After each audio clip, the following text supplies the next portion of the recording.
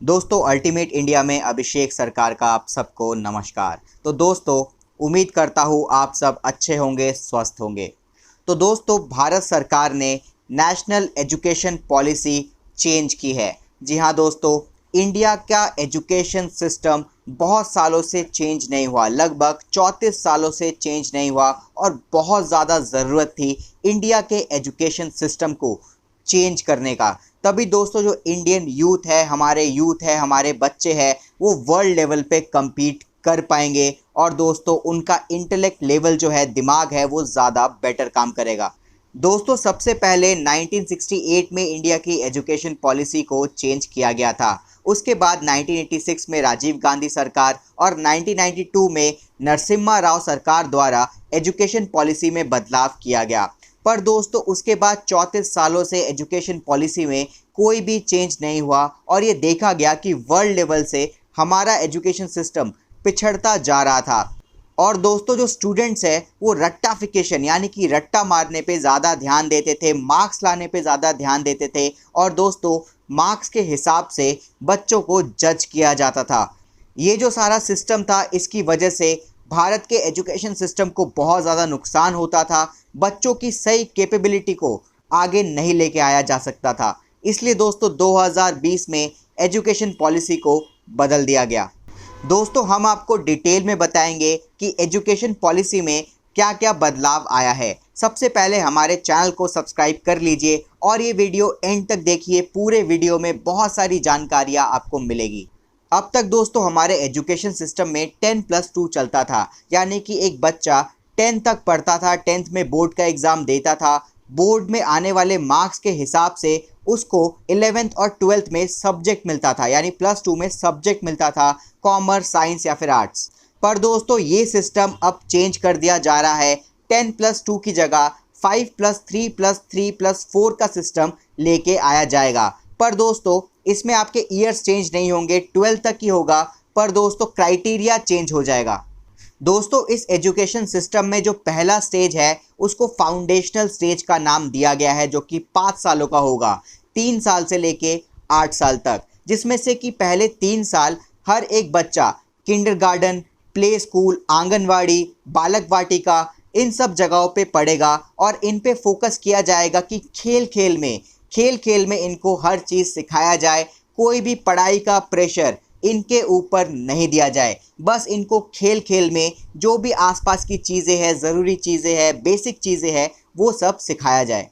इसके बाद दोस्तों फाउंडेशन स्टेज में ही अगले 2 साल होंगे फर्स्ट और सेकंड क्लास। इसमें दोस्तों लैंग्वेज स्किल पे फोकस किया जाएगा, मतलब कि खेल खेल में इंजॉय कराते हुए बच्चों को इंटरैक्टिव सेशन किया जाएगा और लैंग्वेज उनको सिखाया जाएगा। लैंग्वेज पे फोकस किया जाएगा कि उनको अच्छे से बोलना और लिखना आए, कोई भी भाषा। इसके बाद जो दोस्तों अगला स्टेज होगा उसको बोला गया है प्रीपैरेटरी स्टेज, जिसमें कि 8 साल से 11 साल के बच्चे पढ़ेंगे, 3rd क्लास से लेके 5th क्लास तक। दोस्तों इसमें पूरा ध्यान दिया जाएगा डिस्कवरी और दोस्तों interactive session, activity based classroom होंगे यहाँ पे। इसमें दोस्तों ध्यान दिया जाएगा कि बच्चों को प्रैक्टिकल नॉलेज दिया जाए, बच्चों को डिस्कवरी करना सिखाया जाए, बच्चों को इंटरैक्टिव क्लासरूम दिया जाए और दोस्तों एक्टिविटी बेस्ड क्लासरूम होगा। बच्चों को किताबी कीड़ा नहीं बनाया जाएगा। हर एक सब्जेक्ट, हर एक टॉपिक को कुछ ना कुछ एक्टिविटी करके सिखाया जाएगा और बच्चों को भी ये मौका दिया जाएगा कि एक्टिविटी करके बताए कि वो लोग क्या समझे इससे। और दोस्तों एक बहुत ही इम्पॉर्टेंट चीज़ इसमें जोड़ी गई है कि 5th तक जो भी पढ़ाई होगी वो पढ़ाई या तो उस बच्चे की मदर टंग में कराई जाएगी या फिर जो लोकल लैंग्वेज है उसमें कराई जाएगी, ताकि वो बच्चा ईजीली हर चीज़ समझ पाए।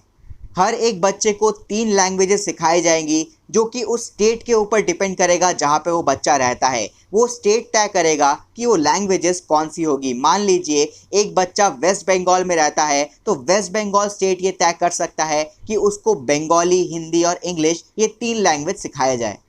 इस एजुकेशन सिस्टम का अगला स्टेज है मिडिल स्टेज, जिसमें कि 6 से लेके 8 तक क्लास होता है। और दोस्तों इसमें सबसे अच्छी चीज़ ये है कि इस स्टेज में जो भी science, maths, social studies, humanities, arts, music, कुछ भी सिखाया जाएगा वो एक्सपेरिमेंटल बेस पे सिखाया जाएगा, रट्टाफिकेशन मारने पे फोकस नहीं किया जाएगा, बुक में रट के एग्ज़ाम देने पे फोकस नहीं किया जाएगा।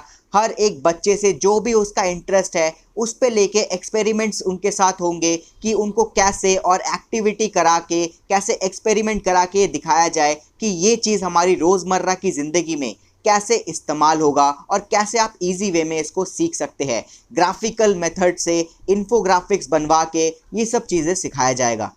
दोस्तों स्कूल सिस्टम का अगला स्टेज और आखिरी स्टेज होगा सेकेंडरी स्टेज, जिसमें कि 9 से लेके 12th क्लास के बच्चों पे फोकस किया जाएगा। और दोस्तों इसमें सबसे अच्छी चीज़ अभी लाई गई है कि हर एक बच्चा 9 से 12 तक अपने हिसाब से सब्जेक्ट चूज़ कर पाएगा। पहले दोस्तों मार्क्स के हिसाब से दे दिया जाता था कि तुमको साइंस मिलेगा, तुम्हें कॉमर्स विद मैथ्स मिलेगा या कॉमर्स विद आईपी मिलेगा। तुम्हें जिस भी बच्चे के नंबर कम आते थे उसको आर्ट्स पकड़ा दिया जाता था कि तुम आर्ट्स पकड़ लो, तुम्हारे नंबर कम आए हैं। पर दोस्तों अब ऐसा नहीं होगा। अब बच्चे के इंटरेस्ट के हिसाब से वो खुद ये चूज़ कर सकता है कि उसको साइंस में फ़िज़िक्स लेना है, फ़िज़िक्स के साथ उसको पढ़नी है इकोनॉमिक्स, इकोनॉमिक्स के साथ उसको पढ़नी है ड्राइंग, उसको म्यूज़िक भी पढ़ना है साथ में। तो दोस्तों वो सारी चीज़ें मिक्स करके ले सकता है अपने इंटरेस्ट के हिसाब से।